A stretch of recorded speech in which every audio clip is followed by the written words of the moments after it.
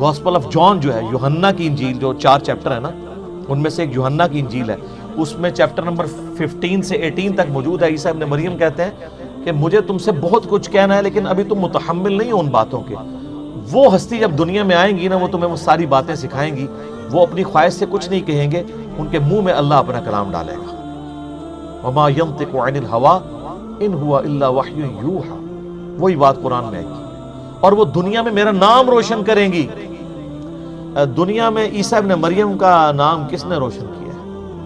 نبی صلی اللہ علیہ وسلم۔ کس اعتبار سے کہ یہودیوں نے جو ان پہ جھوٹے بلیم لگائے، ان کو معاذ اللہ دجال کہا، ان کی والدہ پہ تہمت لگائی، وہ بھی دور کی سورہ مریم کے ذریعے، اور عیسائیوں نے جو ان کے بارے میں ڈیوینٹی کلیم کی، تو اللہ تعالیٰ نے وہاں پہ بھی حضرت عیسیٰ کی صفائی پیش کی ہے۔ لقد کفر الذین قالوا ان اللہ هو المسیح ابن مریم، بے شک کافر تو اصل میں وہ لوگ ہیں جو کہہ رہے ہیں کہ عیسیٰ ابن مریم اللہ ہی نے عیسیٰ کا روپ دھار لیا ہے۔ وقال المسیح، جبکہ مسیح تو ایسا نہیں تھا، مسیح تو کہا کرتے تھے وقال المسیح یا بنی اسرائیل اعبدوا اللہ ربی و ربکم، اے بنی اسرائیل عبادت کرو اس رب کی جو میرا بھی رب ہے تمہارا بھی رب ہے۔ انہ من یشرک باللہ فقد حرم اللہ علیہ الجنہ ومأواہ النار وما للظالمین من انصار، بے شک جو کوئی اللہ کے ساتھ شرک کرے گا اللہ نے اس پہ جنت حرام کر دی ہے، اس کا ٹھکانہ دوزخ ہے، وہاں اس کا کوئی مددگار نہیں ہوگا۔ یار کیا شان ہے حضرت عیسیٰ کی، قرآن میں ہے وجیہا فی الدنیا والآخرہ، وجاہت والے ہیں اس دنیا میں بھی اور آخرت میں بھی۔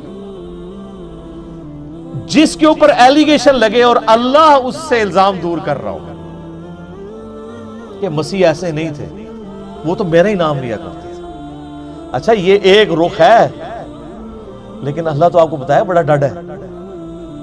اللہ کا ایک دوسرا رخ بھی ہے اسی ٹاپک کے اوپر، وہ سورۃ المائدہ کا آخری رکوع ہے، قیامت کے دن جو حضرت عیسیٰ اور اللہ کی ملاقات ہونی ہے۔ سر وہ بندہ کانپ اٹھتا ہے، وہ جب یہ چیپٹر آتا ہے نا، اس میں جب زندگی شروع ہوگی، وہ جو ناول کا میں نے تعارف کروایا تھا، اس میں انہوں نے اس کو فلمایا ہے آڈیو ریکارڈنگ میں، ریٹن فارم میں۔ حضرت عیسیٰ ابن مریم، اللہ تعالیٰ مائے گا اے عیسیٰ کیا تو نے کہا تھا کہ تجھے اور تیری ماں کو میرے سوا معبود ٹھہرا دیا جائے؟ ہائے ہائے، حضرت عیسیٰ علیہ السلام کی اس وقت کیا حالت ہوگی؟ ہم کہ یا اللہ میری اتنی صفائیاں تو نے دی ہیں، تجھے نہیں پتا؟ سر یہ توحید کا معاملہ بہت سینسٹیو ہے، اتنا سینسٹیو ہے کہ اللہ تعالیٰ اس لیول پہ اترا ہے سورۃ المائدہ کی آیت نمبر 17 پہ کہ اگر اللہ ارادہ کرے عیسیٰ کو، اس کی ماں کو اور جتنے زمین میں ان کو موت دے دے تو اللہ کا کوئی کیا بگاڑ لے گا؟ تم کہتے ہو عیسیٰ مشکل کشا ہے، اللہ چاہے تو عیسیٰ کو مار دے، اس کی ماں کو مار دے، اور سارے بزرگ بابے جن کے بارے میں تمہارا عقیدہ ہے سب کو موت دے دے، اللہ کوئی نہیں کچھ بگاڑ سکتا۔ اور یہاں سورۃ المائدہ میں اللہ تبارک و تعالیٰ آخری رکوع میں، اس سے پہلے بھی بلکہ 72 نمبر آیت 75 نمبر آیت میں آتا ہے کہ عیسیٰ اس کی ماں کو مشکل کشا سمجھے ہوئے، وہ روٹی کھانے کے محتاج تھے، وہ نہ تمہارے نفع کے مالک تھے نہ نقصان کے۔ اللہ کہہ رہا ہے عیسیٰ اس کی ماں روٹی کھانے کے محتاج تھے۔ اگر ہم کہتے ہیں بابے محتاج ہیں تو ان کو وٹ چڑھ جاتا ہے، بابوں کی کیا اوقات ہے؟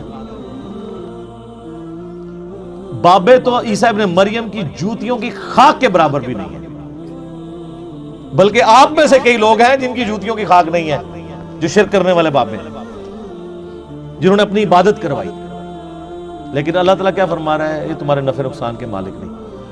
اس آخری رکوع میں پھر اللہ تعالیٰ جب یہ کہے گا نا اے عیسیٰ ابن مریم کیا تو نے کہا تھا کہ لوگ تجھے اور تیری ماں کو معبود سمجھ لیں میرے ساتھ، تو کہے گے اے اللہ مجھے کب شایع تھا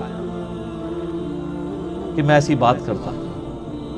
میں نے تو بنی اسرائیل کو یہی کہا تھا کہ عبادت کرو اس رب کی جو تمہارا بھی رب ہے میرا بھی رب ہے، اور اے اللہ بالفرض اگر میں نے کوئی ایسی بات کی ہوگی تو تیرے علم میں تو ہوگی، کیونکہ جو تیرے جی میں ہے وہ میں نہیں جانتا، اور جو میرے جی میں ہے وہ تو جانتا ہے، تو ہی سارے غیبوں کا جاننے والا ہے۔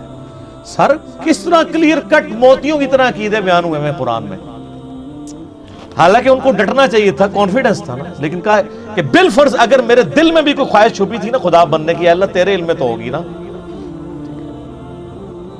لیکن تو گواہ اس بات پہ کہ میرے کہیں پہ نہیں، اور اگر تھی تو تیرے علم میں ہوگی، اب تیرے دل میں کیا ہے وہ میں نہیں جانتا، یعنی اب تو کیا ڈیسیژن کرے گا یہ تیرے علم میں۔